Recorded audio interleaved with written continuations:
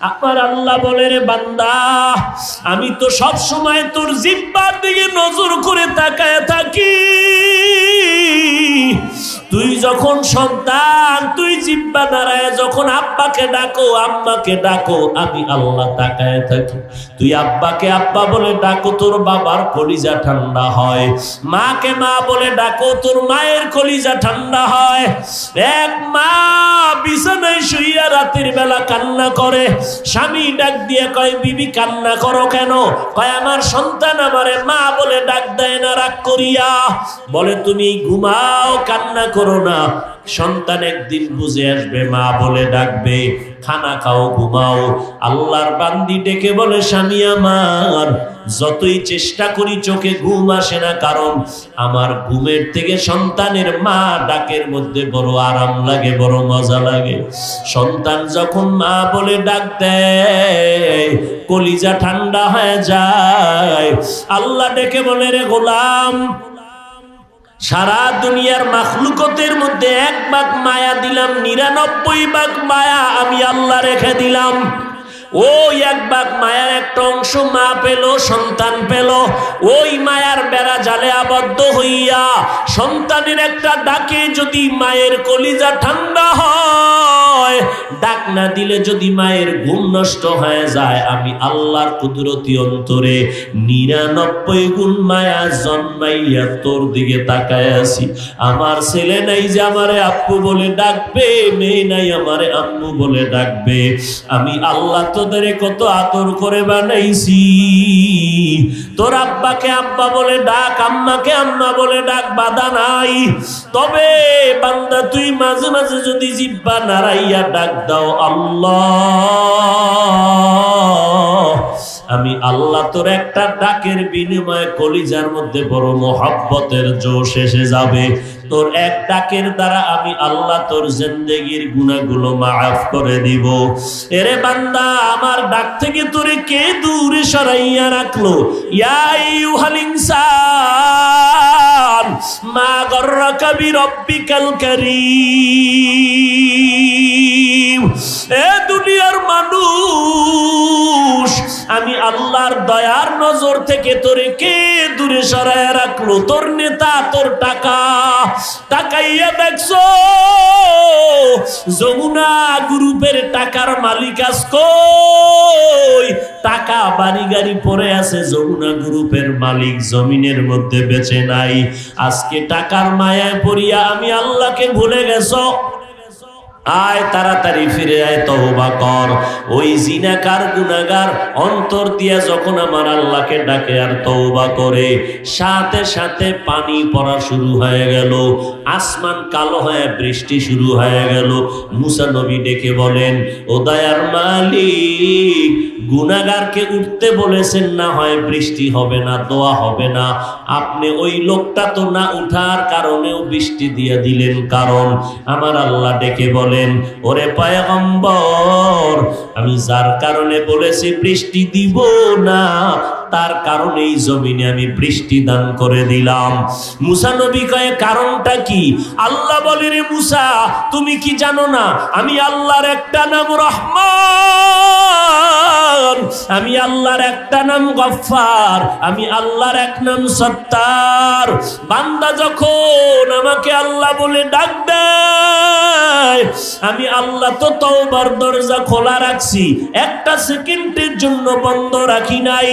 আমি আল্লাহকে যখন বান্দা দিল খুলে ডাক দিছে তওবার নিয়তে, আমি আল্লাহর কুদরতি অন্তরে মায়ার জোশ, আমি আল্লাহ সাথে সাথে বান্দার জীবনের গুনাহ মাফ করে দিয়েছি। এরে নবীর উম্মতের দল, আজকে তো আমরা গুনাহকে গুনাহই মনে করি না, নেক আমল কোন রকম করিয়া মনে করি আমার মতো ভালো কেউ নাই।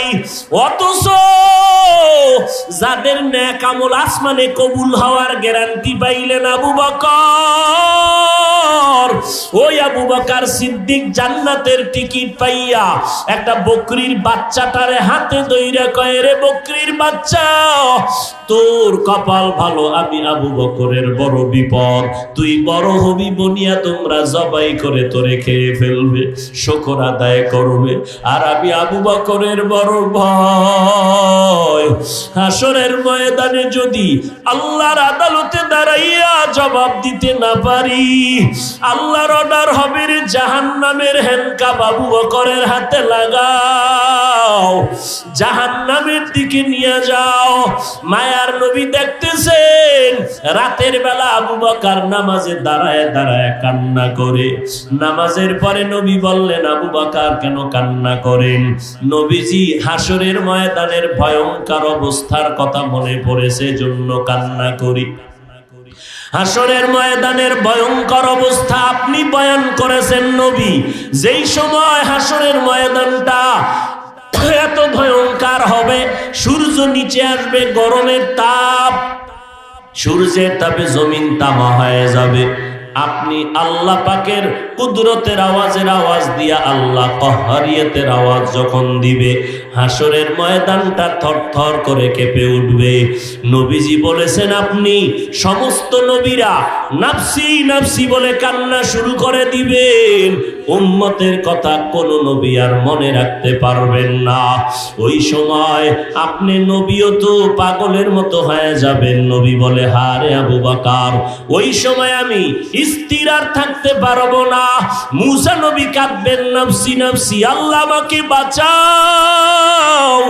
তখন আমি মুহাম্মদ মাকামে মাহমুদ সিজদায় পড়ে বলবো, হে মালিক, আমার একটা উম্মত যেন জাহান্নামে না যায়। ও নবী, ওই সময় আমি আবু বকর যদি আসামির কাঠগড়ায় জবাব দিতে আটকাইয়া যায়, আমার উপায় থাকবে না। এই জন্য নামাজে দাঁড়ায় কান্না করি। আবু বকরের মতো সাহাবী জান্নাতের টিকিট পাওয়ার পরে যদি কান্না করতে পারে, আপনার আমার কি পরিমাণ কান্না করা দরকার। অথচ কপাল বড় খারাপ, নিজেও কান্না করি না, যারা কান্না করে তাদেরকেও পছন্দ করি না। নিজেও আল্লাহর দরবারে নিজের জন্য ক্ষমা চাই না, যারা তওবার দরজায় ফিরে যায় তাদেরকেও পছন্দ করি না। নিজেও পাগড়ি পরি না, দাড়ি লম্বা করি না, জিকির আজকার করি না, যারা করে তাদেরকেও পছন্দ করি না।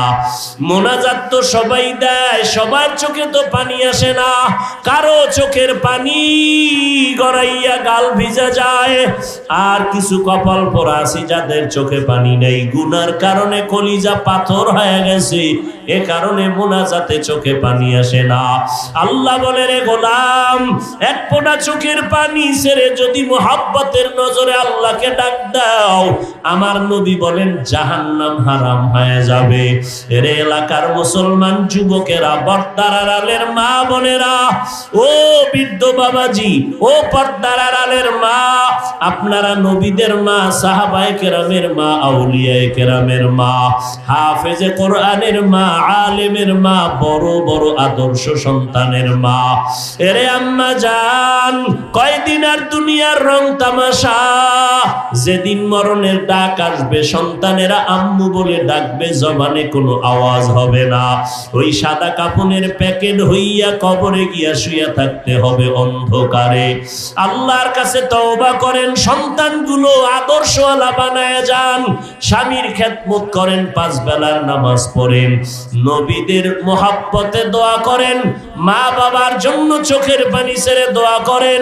এরে যুবক, আল্লাহর কাছে তওবা করো। আমাদের মতো হুজুর হওয়ার তোমার কোনো দরকার নাই। নজর করে দেখছো নি রে বাবা, জীবনে মাদ্রাসায় পড়ে নাই, জীবনে কখনো বান্দা আলিফ বাতাও শিখে নাই, এমন আল্লাহর বান্দা চাকরি করে, ব্যবসা করে, এক বেলার নামাজও বাদ দেয় না, স্কুল কলেজে পড়ে, নামাজ ছাড়ে না। নিজের অন্তরকে প্রশ্ন করো, বাবা তুমি কেন নামাজ পড়তে পারো না? তোমার মতো যুবকরা আর্মি, পুলিশ, বিডিআরের চাকরি করে, ব্যবসা করে, অভাব নাই, এক বেলার নামাজ ছাড়ে না, হালাল খায়, হারাম খায় না। তোমার মতো যুবক নজর করে দেখো, রাস্তায় গাড়ি চালায়, নামাজ ছাড়ে না, গাড়ি চালায়, নামাজ বাদ দেয় না, আজান হলে গাড়ি বন্ধ করে নামাজে দাঁড়ায় যায়। বান্দা তুমি নিজেকে বলো, তুমি কেন পারো না রে বাবা? আল্লাহর কাছে পেছনের গুনার জন্য তওবা করো, আর মোহাব্বতে আল্লাহকে ডাকো, আর বলো, ও দয়ার মালিক, গুনাহ করে জীবনটাকে নাপাক করেছি, আজকে তওবার নিয়তে দাঁড়ায় গেলাম, জীবনে গুনাহ করব না, আর কোনদিন নবীর তরিকার বাহিরে চলব না, মা বাবারে কষ্ট দিব না, ওলামায়ে কেরামের বিরোধিতা করব না, ওলামায়ে কেরামের মহাব্বতে আমল করব, পরামর্শ নিয়ে চলব, মা বাবার দোয়া নিয়ে চলব, নবীর তরিকা মেনে চলব, দেশের বিরুদ্ধে জাতির বিরুদ্ধে কোনো ষড়যন্ত্রে লিপ্ত হব না। আল্লাহর বান্দারা খাঁটি অন্তরে তওবার নিয়ত করো, অন্তর থেকে আমার আল্লাহকে ডেকে ডেকে বলো। তবে এটাও সত্য, সবার কপালে তওবা নসিব হবে না, সবাই তওবা করিয়া জান্নাতি হইয়া কবরে যেতে পারবে না। আল্লাহ যাকে কবুল করবেন সেই তওবার দরজায় আসতে পারবে। আল্লাহ হায়াতের মালিক, ইজ্জতের মালিক, মৌতের মালিক। ওই আল্লাহর উপরে ভরসা করিয়া যদি কোনো আশিক বান্দা বলতে পারো আল্লাহর কাছে মরিয়া গেলে যাব, আর কখনো দাড়ি কাটবো না, ছাড়বো না, নবীর তরিকার বাইরে চলবো না, নামাজ ছাড়বো না, মা বাবারে কষ্ট দিব না, নবীর তরিকার বাহিরে চলবো না, দেশের বিরুদ্ধে জাতির বিরুদ্ধে কোনো ষড়যন্ত্রে লিপ্ত হব না, তওবা করার যদি নিয়ত হয়, খাঁটি তওবার নিয়ত যাদের অন্তরে আছে তারা দুটো হাত আমার আল্লাহকে দেখাইয়া দেই। ও দয়ার মালিক, মেহেরবানি করে হাতগুলো কবুল করে নেন, তওবা কবুল করে নেন আল্লাহ। তওবার উপরে মজবুত হইয়া চলার মতো তৌফিক দান করেন, আমিন। আল্লাহ।